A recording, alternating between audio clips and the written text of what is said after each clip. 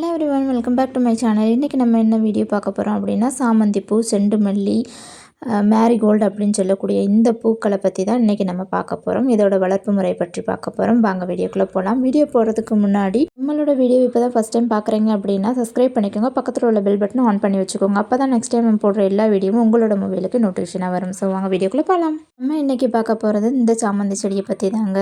சில இடத்துல செண்டு மல்லி அப்படின்னு சொல்லுவாங்க, இங்கிலீஷில் மேரிகோல்டு அப்படின்னு சொல்லுவாங்க. இந்த சாமந்தி செடி மெயின் யூஸுக்கு என்னென்னா, மாலை கட்டுறதுக்கு யூஸ் பண்ணுவாங்க. பின்ன நிறைய மெடிக்கல் இதுக்காகவும் யூஸ் பண்ணுவாங்க. இந்த சாமந்தி பூ ஏசியா அண்டு நார்த் ஈஸ்ட் யூரோப்பை தாயகமாக கொண்டிருக்கு. நம்ம இந்த சாமந்தி செடியில் பார்த்துக்கிட்டிங்க அப்படின்னா நிறைய கலர்ஸ் இப்போ அவைலபிளாக இருக்குது. எல்லா இடத்துலையுமே நிறைய கலர்ஸ் வந்துருச்சு. ஸோ பிளான்ட்ஸ் அதாக இருக்கும், ஆனால் பூக்களோட நிறங்கள் மட்டும் மாறி மாறியாக இருக்கும். நம்மளோட ஒரிஜினல் கலர் பார்த்துக்கிட்டிங்க அப்படின்னா ஆரஞ்சு அண்ட் மஞ்சள் தான் நம்மளோட நேட்டிவ். நம்மளோட பூர்வீக இடங்களில் எல்லா இடங்களையும் இந்த மஞ்சள் ஆரஞ்சை தான் பயிரிட செய்கிறாங்க. மட்டும் இல்லாமல் இப்போ ஹைப்ரிட்டும் நிறைய வந்திருக்கு. மேக்ஸிமா எல்லோ அப்படின்னு ஒன்று இருக்குது, டபுள் ஆரஞ்சு அப்படின்னு ஒன்று இருக்குது, ஸ்மார்ட் எல்லோ அப்படின்னு ஒன்று இருக்குது, மினிமா எல்லோ அப்படின்னு சொல்லி இருக்குது. ஸோ இதெல்லாம் சில இடங்களில் பயிரிடுவாங்க. பெரும்பாலும் தமிழகத்தில் பார்த்துக்கிட்டிங்கன்னா இந்த வகையில் ஏதாவது ஒரு வகையை தான் பயிரிடுவாங்க. இந்த பயிரிட்டு நிறைய லாபத்தையும் எடுக்கிறாங்க. இது எந்த மண்ணில் நல்லா வளரும் அப்படின்னு கேட்டுக்கிட்டிங்கன்னா அப்படின்னு ஒன்றுமே கிடையாது. இது எல்லா மண் வகைகளிலுமே உங்களுக்கு நல்லாவே மகசூல் தரும், நல்ல பூக்களையும் எழுதும். இதில் இன்னொரு ஆச்சரியம் என்னன்னு பார்த்துட்டிங்கன்னா, களிமண்ணில் இன்னுமே அதிகமான நிறைய உங்களுக்கு மகசூல் தரக்கூடிய குப்பை மண்ணில் கூட இது வளரும் அப்படின்னு சொல்லுவாங்க.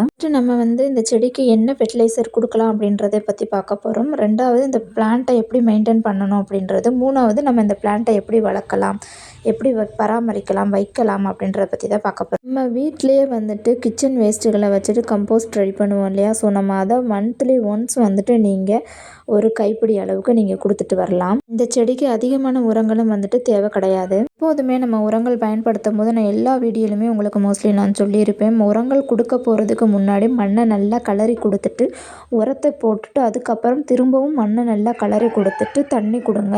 நிறைய தண்ணி ஊற்றணும். ஸோ உங்களுக்கு வெயில் இருந்தது அப்படின்னா நல்லா நீங்கள் தண்ணி விடுங்க. மழைக்காலமாக இருந்ததுன்னா அதிகமாக தண்ணி கொடுக்க வேண்டாம். மண்ணை நம்ம அப்படி கலரி கொடுக்கும்போது தான் மண் லூஸ் தன்மையாக இருக்கும், வேர்களுக்கு நல்ல காற்றோட்டம் கிடைக்கும். அடுத்ததான் நம்ம மாட்டுச்சாணம், தொழு உரத்தை நம்ம பயன்படுத்திக்கலாம். நல்ல காஞ்சி மக்கின உரங்களை தான் பயன்படுத்தணும். பச்சையான உரங்களை நீங்கள் பயன்படுத்தக்கூடாது. பச்சையாக பயன்படுத்தும் போது செடி இறக்கிறதற்கு நிறைய வாய்ப்புகள் இருக்குது.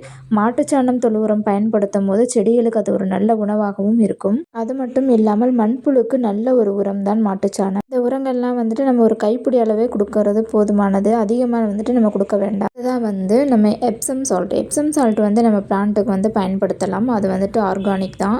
ஸோ நீங்கள் அதை 1 லிட்ரு வாட்டரில் ஒரு அரை ஸ்பூன் நீங்கள் பயன்படுத்தலாம். இப்போ 2 லிட்ரு வாட்டரில் 1 ஸ்பூன் நீங்கள் பயன்படுத்தலாம்.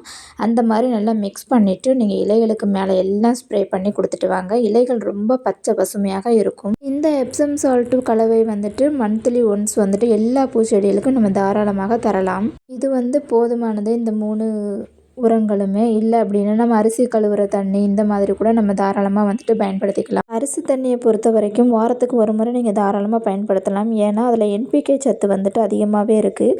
அரிசி கழுவுற தண்ணியில் எல்லா விதமான சத்துக்களும் அடங்கியிருக்கு. இனிமேலும் யாராவது அரிசி கழுவுற தண்ணியை வேஸ்ட்டாக கீழே ஊற்றாதீங்க. அதில் நிறைய சத்துக்கள் இருக்குது. நீங்கள் செடிகளுக்கு பயன்படுத்தும் போது உங்களோட செடிகள் ரொம்ப ஹெல்த்தியாக ஆரோக்கியமாக வளரும். பொதுவாகவே பூச்செடிகளில் பூக்கள் அதிகமாக பூக்கிறதுக்கும் என்பிகே சத்துக்களும் நிறையாவே அதிகமாக தேவைப்படும். மழை பெய்கிற டைமில் நம்மளுக்கு அந்த மழை தண்ணியவே நிறைய என்பிகே சத்து அதிகமாக இருக்கும்.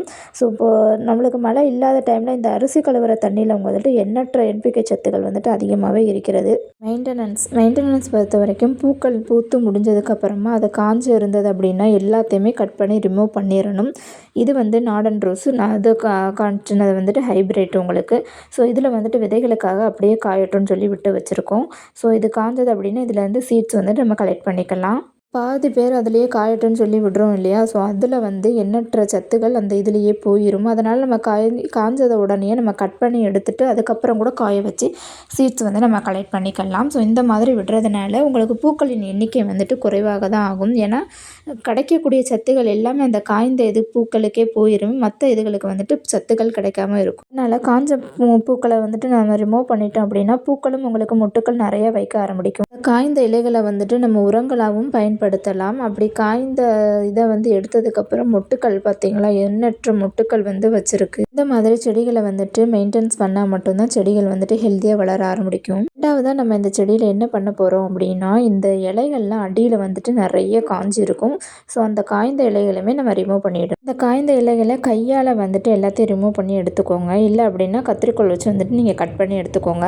அதை வந்து தூக்கி போடாமல் அது உரங்களாக வந்துட்டு அந்த மண்ணுக்கு நம்ம பயன்படுத்தலாம். செடிகளுக்கு கீழே வந்துட்டு அந்த மண்ணை தோண்டிட்டு இந்த காய்ந்த இலைகளை மேலே நம்ம போட்டு விட்டாலே போதுமானது. பச்சை இலைகளை மட்டும் விட்டுட்டு அந்த காய்ந்த இலைகளை மட்டும் எடுத்து நம்ம அந்த மூட்டுக்கு மேலேயே ஒரு மூடாக்கா கூட நம்ம போட்டு பயன்படுத்திக்கலாம். அதுவும் உரம் தான். இப்போது நம்ம அடுத்தது ஒரு மேரிகோல்ட்டை மாடி தோட்டத்தில் எப்படி வச்சு வளர்க்கலாம் அப்படின்றத நம்ம பார்க்க போகிறோம். இப்போ ஒரு நர்சரியிலேருந்து இந்த மேரிகோல்டு நம்ம வாங்கிட்டு வந்திருக்கோம் அப்படின்னா, அது வாங்கிட்டு வந்த உடனே அது அடியில் உள்ள இலைகள் காய்ந்த இலைகள்லாம் இருக்கும். அதை எல்லாத்தையுமே ரிமூவ் பண்ணிடணும்.